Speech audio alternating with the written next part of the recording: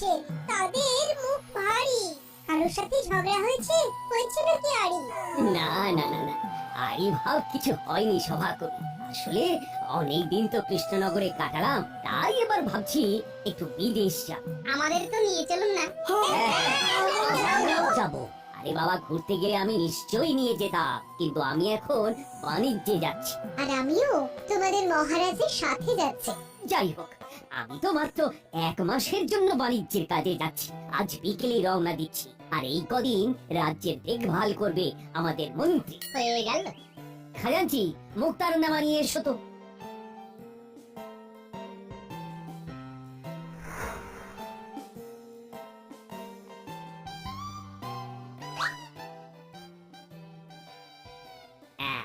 এই কাগজ হলো ক্ষমতা প্রদান পত্র, অর্থাৎ মুক্তারনামা। মন্ত্রী আমার অনুপস্থিতিতে রাজ্য সামলাবে। এই নাও মন্ত্রী। ধন্যবাদ মহারাজ, আশা করি আমি আপনার মুখ রাখতে পারবো। সর্বনাশ!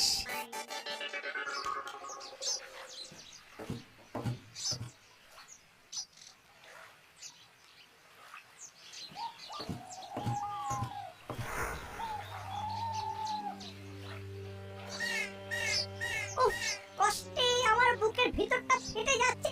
মহারাজ রানীমা চলে গেলেন, তোমরা চলে যাও। যাও, কালকে রাজসভায় দেখা হবে। আর হ্যাঁ, আমি মহারাজের মতো রাজসভায় বসবো না। আমি নিজের বাড়ি থেকে এই রাজসভা নিজের মতন চালিয়ে নেব। ওকে দরকার হলে ডেকে নেব। আচ্ছা, আমরা আমাদের বেতন পাবো তো? না, এই 1 মাস আমি কোনো বাজে খরচ করতে চাই না। তোমরা সবাই অকাজে। এটা কিন্তু খুব খারাপ হচ্ছে মন্ত্রী মশাই। বেতন না পেলে আমাদের সংসার চলবে কি করে? সব তোমাদের ব্যাপার। যাও যাও যাও, নিজের বাড়ি যাও। যাও। এবার তো গাছতলায় বসে ভাগ্য গণনা করতে হবে। আমার তো এবার বাড়ি বাড়ি পুজো করতে যেতে হবে। আমি কি করি? 1 মাস এখন কেঁদে কেঁদেই মরি।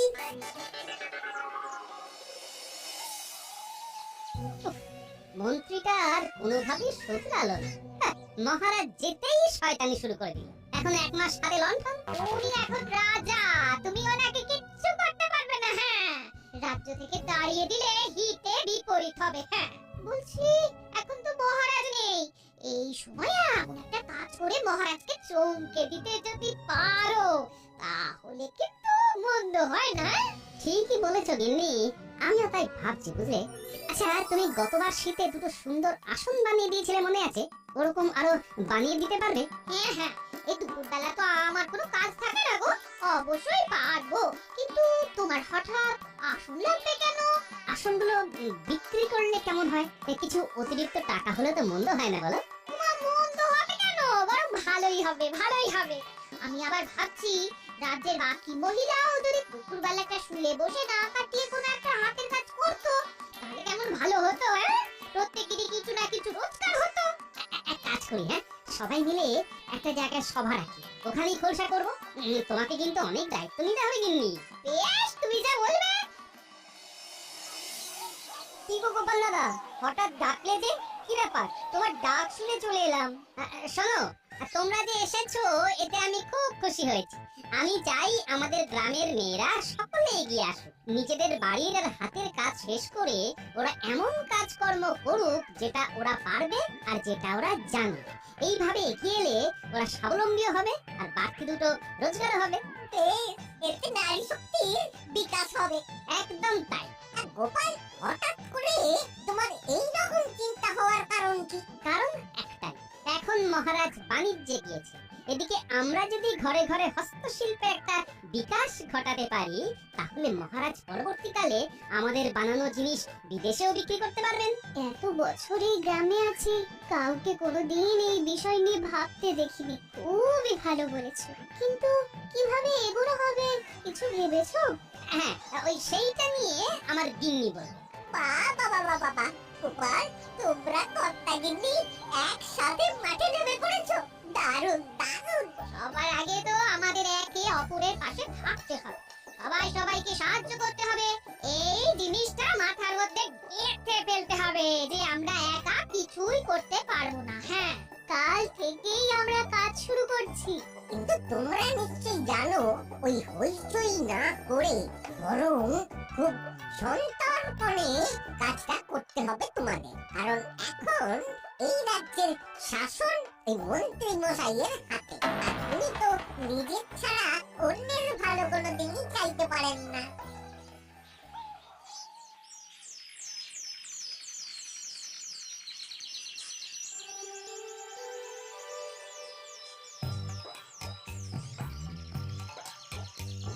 কি রে সন্ধ্যা, হাঁ করে দাঁড়িয়ে কি দেখছিস? হাত লাগা। আমি তো ঝুড়ি বুনতে পারি না। ঝুড়ি বুনতে না পারিস, বেতটা তো এগিয়ে দিতে পারবি। পারবি না? গোপাল দাদার বউ কিন্তু বারবার বলেছে পাশে থাকতে। কাজ করতে পারো বা নাই পারো। হয়ে গেলে আমরা মালা গাঁথবো। সুন্দরে, তুই আমায় সুতো কেটে দিবি, বল বল। দেখো প্রহরী, মহারাজ নেই, এখন সব দায়িত্ব আমার। তাই আমি যেভাবে বলবো সেভাবে রাজ্য চলবে, কেমন? তা আমাদের রাজ্যে খাজনা তো ভালোই ওঠে। এটা তো ওঠেই। তোমার দায়িত্বেই তো খাজনা আদায়ের ব্যাপারটা থাকে নাকি? এবারের কি খবর?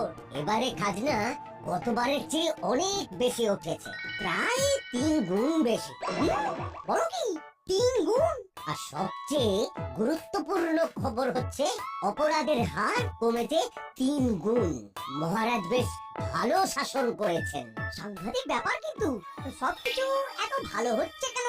তাহলে তো কেউ আমার কাছে বিচার চাইতে আসবে না। এই বটা ঘটাকে এক্ষুনি খবর দাও, যাও। আমাদের খুঁজতে হবে না, আমরা চলে এসেছি।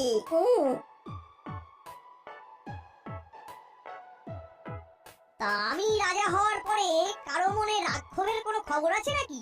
না না না না, তা নেই। তবে তার চেয়েও আরো বড় খবর আছে। গোপাল যা প্যাচ কষেছে না। কি প্যাচ? আপনি কাগজে কলমে রাজা হলো, গোপাল জনগণের রাজা হয়ে বসে আছে। গতকাল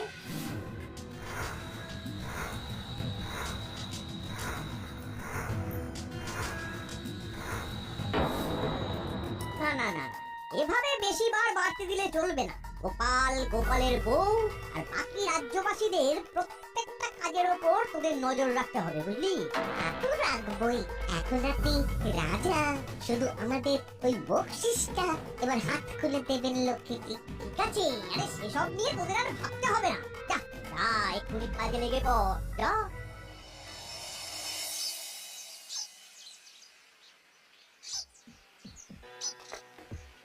বটাদা, ওই দরজার কাছে দাঁড়িয়ে আছো কেন? কিছু বলবে? তোমরা কি রোজই কাজ করছো?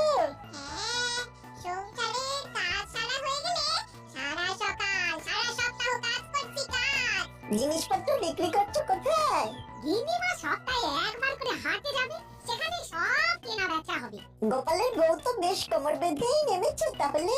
গোপাল দাদা তো আছেই, কিন্তু গিন্নিমা একাই 100।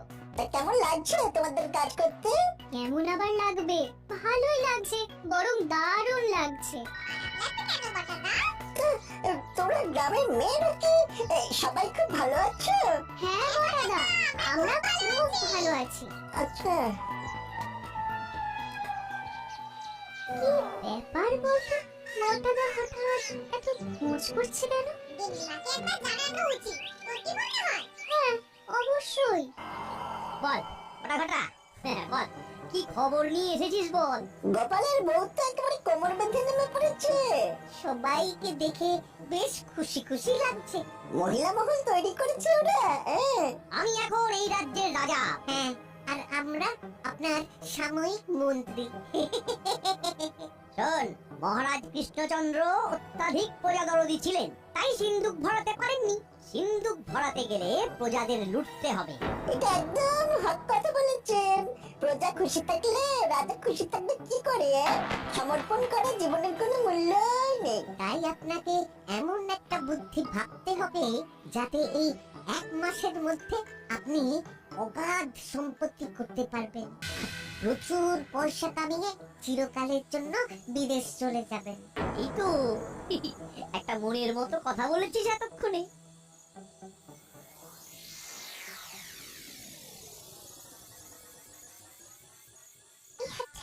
কি সুন্দর লাগছে আমার গলায়। সারাদিন শুধু বসে বসে গয়না গুছিয়ে গেলে হবে, তোমাকেও কিছু কিছু দায়িত্ব নিতে হবে। আমি আবার কি করব গো? তুমি কি জানো যে গ্রামের মহিলারা সংসার স্বামী সব ছেড়ে মহিলা সমিতি করছে? এটা কি ঠিক হচ্ছে? একেবারেই হচ্ছে না। স্বামী সেবাই তাদের প্রকৃত ধর্ম হওয়া উচিত। তুমি একটা কিছু ব্যবস্থা করো, মানে করতেই হবে। মহিলাদের কোনোভাবে ব্যস্ত রাখো, বুঝলে? অনেক দিন ধরে আমি শুক্র বাসনাটা এবার বলি ফেলি। বলছি, আমার তো খুব সাজতে ভালো লাগে, তাই ভালো বুদ্ধি।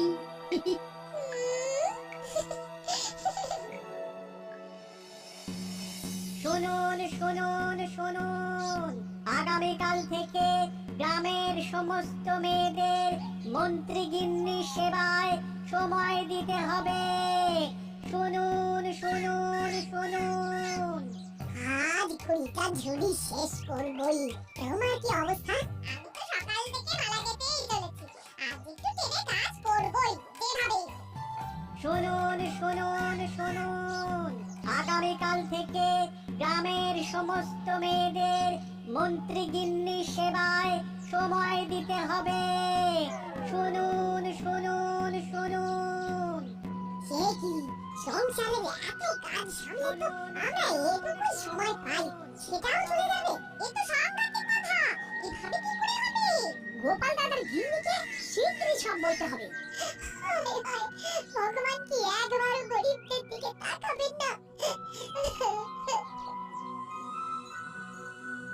মন্ত্রী মশাই কি নিষ্ঠুর গো! আমরা তো ওনার কোনো পাকা ধানে মই দিইনি, তাহলে এই অবিচার কেন? হ্যাঁ, এই একটা চিন্তাই তো আমাকে ভাবাচ্ছে গিন্নি। এখন যদি কালকে থেকে সবাই মন্ত্রী গিন্নির সেবাতেই চলে যায়, তাহলে আমাদের কাজের কি হবে? সব মেয়েরা কি সুন্দর কাজ করছিল? উনি কোনোভাবেই আমাদের ভালো দেখতে পারেন না। মহারাজ নেই বলে এখন উনি সাপের 5 পা দেখেছেন। তুমি কিছু একটা তো করো, তুমি কিছু একটা ভাবো ভাবো। যে কষ্ট আমরা পাচ্ছি সেটা যেন ন্যাপলা গুলটেরা না পায়। মন্ত্রী মশাইয়ের খামখেয়ালি পড়ার শিকার ওরা যেন না হয় গো। হুম, ওরে মা পিসিরা সবাই যদি সারাদিন মন্ত্রী গিন্নির দেখভাল করে, তাহলে ওরা কোথায় যাবে? গিন্নি, তুমি খুব ভালো বলেছো তো।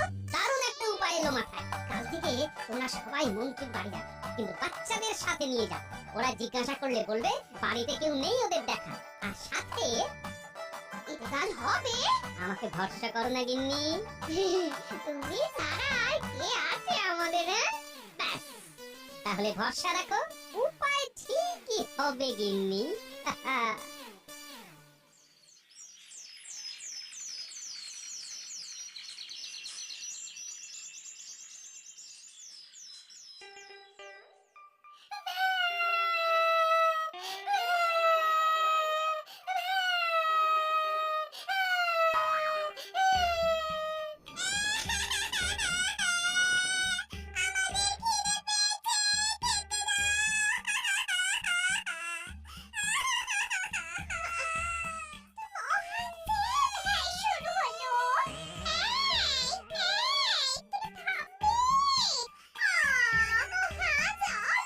শুরু হলো। শুরু হলো তো।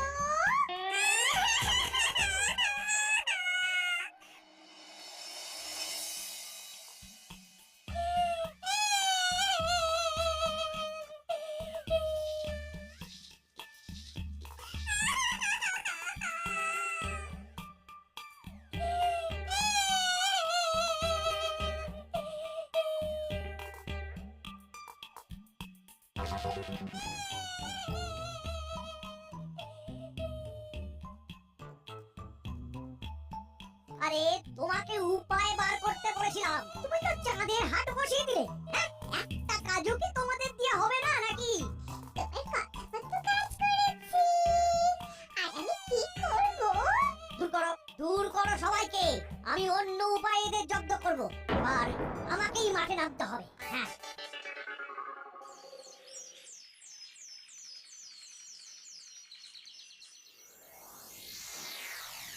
বল বড় ঘটা, কি বলবি বল। আর কি বলবো, গোপালের প্রশ্রয় এদের খুব বার বেড়েছে। ঘরের মেয়েরা সবাই রোজগার করছে। আগে তো দুটো খেয়ে বাঁচবে, তারপর তো হাতের কাজ। কিন্তু গোপালের কথা শুনে সবাই তো কাজ শুরু করে দিয়েছে। এভাবে কিন্তু গোপালের জনপ্রিয়তা আরো বেড়ে যাচ্ছে। আর এভাবে চললে আপনি তাৎক্ষণিক রাজা হয়েও 5 পয়সা রোজগার করতে পারবেন না। হ্যাঁ, আমাদের মাথায় একটা দারুণ বুদ্ধি আছে। কি বুদ্ধি? এক কাজ করুন, চারিদিকে রটিয়ে দিন উন্নয়নের জন্য কাল থেকে প্রত্যেক পরিবারকে 50 মোহর করে খাজনা দিতে হবে। কারণ তারা ঘরে ঘরে কাজ করছে, তাও আবার রাজার অনুমতি ছাড়া। ঠিক বলেছিস। আরে 50 মোহর খাজনা যে না দেবে তাকে আমার বাড়িতে এসে খেটে 50 মোহরের সমতুল্য কাজ করতে হবে। ভালো বুদ্ধি না? আপনার বাড়িতে কাজ করার ভয় সবাই মোহর দেবে, কারণ ওরা জানে এদিকে কাজ করলে ওরা নিজেদের হাতের কাজ করতে পারবে না। সাব্বাস! এই তো দারুণ বুদ্ধি, দারুণ। শোনো শোনো শোনো, রাজ্যের উন্নয়নের খাতিরে প্রত্যেক পরিবারকে 50 মোহর করে খাজনা দিতে হবে। এই খাজনা আগামীকাল সকালে সকলে মন্ত্রী মশাই অর্থাৎ বর্তমান রাজার বাড়িতে দিয়ে আসবে। খাজনা না দিলে সেই অর্থের পরিমাণ শ্রম দান করতে হবে। শোনো শোনো শোনো।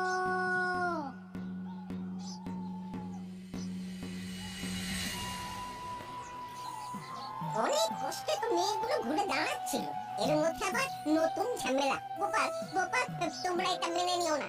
বলছে খাজনা নাকি 50 মোহর, এবার যারা দিতে পারবে না তারে ওই মন্ত্রীর বাড়িতে গিয়ে খাটতে হবে।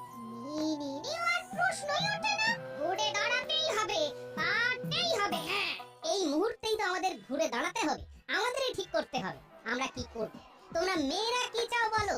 হ্যাঁ, কিন্তু মন্ত্রী মশাইয়ের এই অন্যায় অত্যাচারের হাত থেকে কিভাবে মুক্তি পাওয়া যায় বলো তো? একটা কথা মনে রেখো, একতাই বল। আমরা সবাই একসাথে চেষ্টা করলে নিশ্চয়ই কোনো না কোনো একটা উপায় বের হবে। হ্যাঁ গিন্নি, ঠিক বলেছো। আমাদের আগের বারের মতন একটা চমক দিতে হবে। যতবার মন্ত্রী মশাই তোমাদের রোজগারের পথে বাধা হয়ে দাঁড়ানোর চেষ্টা করবেন, ততবার ওনার চাল আমরা বানচাল করে দেব। আমাদের তাই নেবে। শোনো, আমরা একটা কাজ করব। মন্ত্রী মশাই, অত খাজনা দেওয়া যাবে না। পরিবার পিছু 50 মোহর মুখের কথা নাকি? হ্যাঁ, আপনি কাজ বলুন, কি কাজ করতে হবে, আমরা কাজ করে দিচ্ছি। আপনি শুধু বলুন কি কাজ করতে হবে, আমরা সবাই আপনার বাড়িতে কাজ করতে রাজি আছি।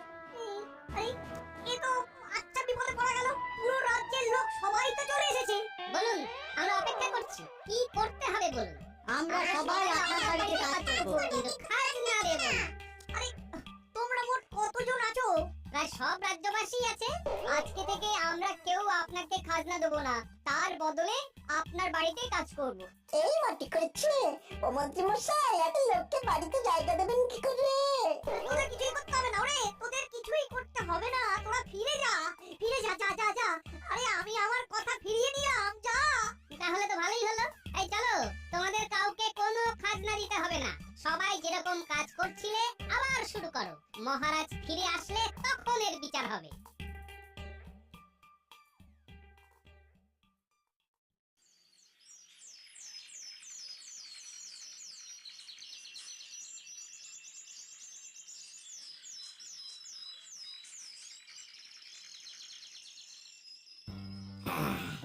সত্যি বেশ ভালোই বাণিজ্য হলো। অনেক দেশের রাজাদের সাথেও কথা হলো। আমাদের দেশের আনাজ শস্য এবার বিদেশে রপ্তানি হবে। তা তোমরা সবাই কেমন আছো বলো? আমার অবর্তমানে মন্ত্রী কেমন রাজত্ব চালিয়েছে? খুব খারাপ মহারাজ। আপনি চলে যাওয়ার পরের দিন তো ওই আমাদের রাজসভায় আসা বন্ধ করে দেন। এক মাস বাড়ি বসে কাটালাম। এই সব মিথ্যে কথা। সবাই সত্যি কথা বলছি। আপনি ঠক। মহারাজ, আপনি আর যাই করুন, মন্ত্রীর হাতে রাজ্যভার দেবেন না। আপনি চলে যাওয়ার পরে তো আমাদের রাজসভার কাজটা চলে যায়। তাই আমি নতুন বুদ্ধি বের করি। গ্রামের মেয়েদের দিয়ে হাতের কাজ করানো শুরু করে। তারা বেশ খেটে রোজগার করছিল, কিন্তু তাতেও ওনার কুদৃষ্টি পড়েছিল। একদম বাজে কথা বলবে না। আমি তো রাজ্যের মঙ্গলের জন্যই 50 মোহর করে চেয়েছিলাম। রাজ্যের না নিজের মঙ্গল সেসব ভালোই জানা আছে মন্ত্রী মশাই। আরে ঠিক আছে ঝগড়া থামাও। শোনো গোপাল, তুমি বলছিলে না রাজ্যে মহিলারা হাতের কাজ করা শুরু করেছে, ওটা কিন্তু চালিয়ে যেতে হবে। এরপরে শস্যের সাথে বিদেশে আমরা আমাদের হস্তশিল্প পাঠাবো। দারুণ দারুণ প্রস্তাব মহারাজ, দারুণ প্রস্তাব। এইভাবেই নারী শক্তির বিকাশ হবে। এবারেও গোপাল বাজি মেরে দিল, আমি তো কিছুই করতে পারলাম না।